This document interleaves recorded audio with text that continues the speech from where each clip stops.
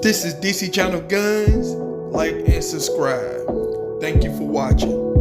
What up? This is DC Channel Guns coming at you another gun video. Appreciate you watching, like, share, and subscribe. So I want to appreciate all my subscribers. I want to appreciate all the good information. I appreciate y'all for coming to the video.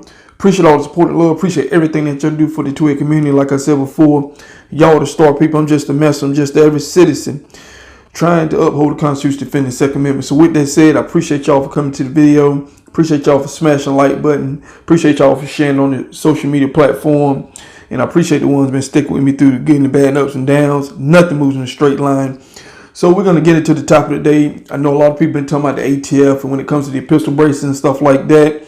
But, you know, there's a lot of information out there. So we're going to go over some of the basic information when it comes to the pistol stabilization braces and stuff like that.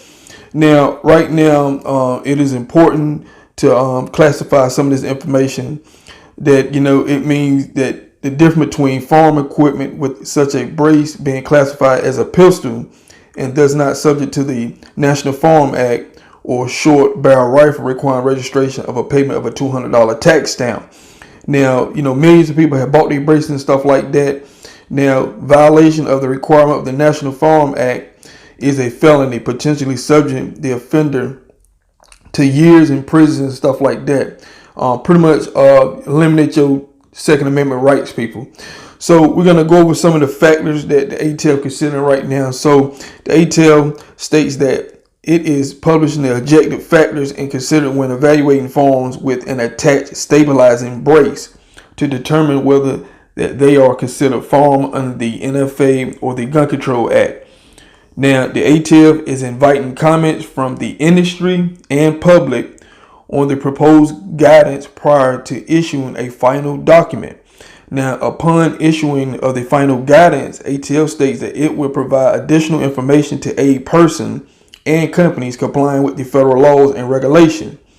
Now, the notice also outlined the ATF enforcement priorities regarding persons who, prior to the publication of the notice, made or acquire in good faith firearm equipment with stabilized brace. Notice also set for the ATF and the Department of Justice plan to implement a process for current possessors of the stabilizing equipment firearm to choose a register such a firearm compliance with the NFA. So we're going to go over some of the stuff right now when it comes to the factors of the ATF is considering these braces and stuff like that. Now, comments are due by January 4th of 2021. So we got to January 4th. I'm talking about you can submit this by mail. I think you can do it by fax. You can submit it online. So there are a couple ways. You can go to the ATF website and you can see all that up there. Now, the notice set forth a number of factors that ATF says it considers. Now, type and caliber. Now, the type and caliber of firearm to which the stabilizing brace or similar items is installed. A large caliber firearm that is impractical to fire with one hand because of recoil or other factors, even with an arm brace, is likely to be considered a rifle or a shotgun. So that's one of the factors right there that they're considering.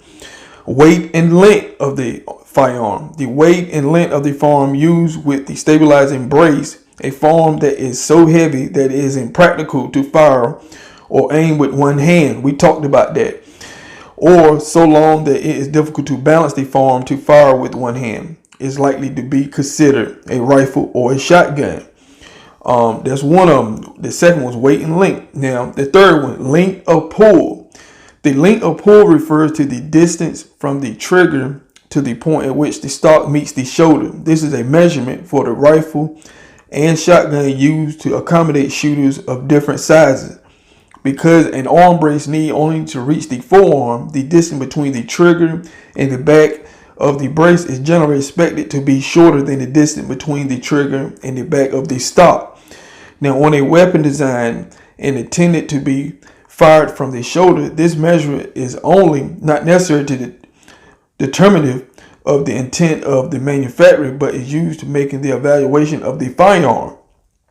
If a brace is of a length that makes it impractical to attach to the shooter's wrist or forearm, then they may demonstrate that this is not designed as a brace, but rather for shoulder fire.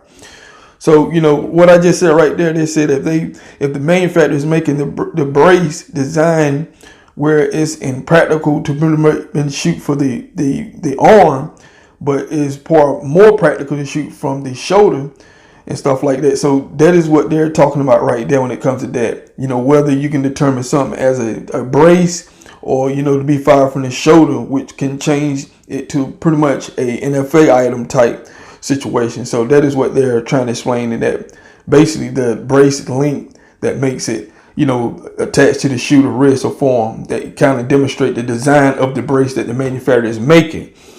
Now, the fourth thing, attachment method. The method of attachment of stabilizing the brace to include modified stock attachment, intended receiver extension, and the use of spacers. Now, these items extend the distance between the trigger and the part of the weapon that contact the shooter, whether it is a stock or a stabilizing brace. Use of these items indicate the weapon is designed and intended to be fired from the shoulder, because the extended of the stabilizing brace beyond a point that is useful for something other than shoulder support. So you see what they're getting at when they're starting to put this in full context. Now, the next one, I think it's the fifth one, stabilizing brace designs and features. Now, the objective design and features of the attached stabilizing brace itself are relevant to the classification of the assembly weapon and include. So I'm talking about some of the things that are included in design and features. Now, here go a few I'm gonna read.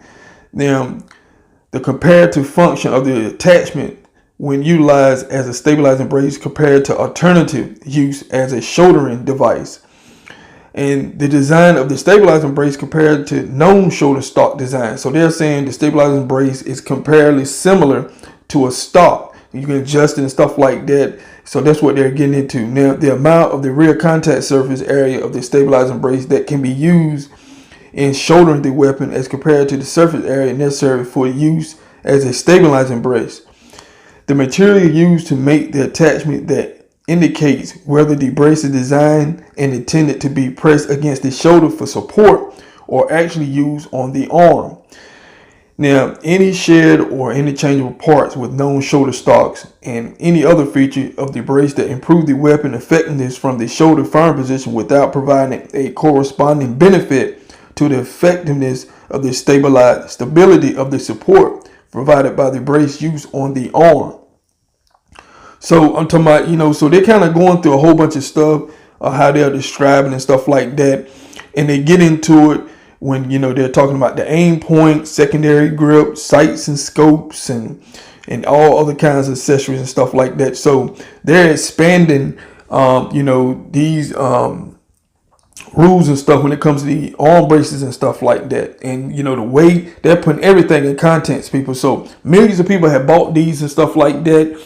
So I kind of want to read some of this language and stuff that is out there, give more people more context of what they're basically saying about the braces and stuff like that. So like I said before, we got to January the 4th to submit comments and stuff like that. Now, right now, I'm going to read a little bit more extra stuff up here. The ATL states that it plans to implement a separate process by which current processors of the affected stabilizer equipment farm may choose to register such as farm to be compliant with the NFA. As part of the process, the ATL plan to expedite process of the application. Now, ATL has been informed that the Attorney General plans to retroactively to exempt such farm from collection of NFA taxes if there was made and acquired prior to the publication of this notice in good faith. Now, this separate process may include the following option: register the farm in compliance with NFA, permanently removing the stabilizing brace from the farm and disposing of it, replacing it with a barrel or form of 16-inch or greater, or rifle 18-inch or greater for a shotgun, surrendering the farm to the ATL, or destroying the farm. So in so many ways, they're saying that if such thing is passed or whatever, and you bought this brace and everything, you won't be subject to the $200 farm tax and stuff. You can go and register and stuff like that, and you won't be charged a $200 tax.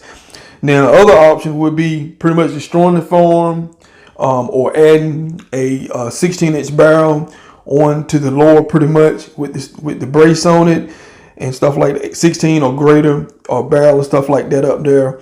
I'm talking about, or pretty much dispose the brace or turn it in or whatever the case may be. So that is what they're talking about. Just want to kind of get a little bit more information on that. So this is DC Channel Guns, and I'll catch you on the next one. This is DC Channel Guns. Like and subscribe. Thank you for watching.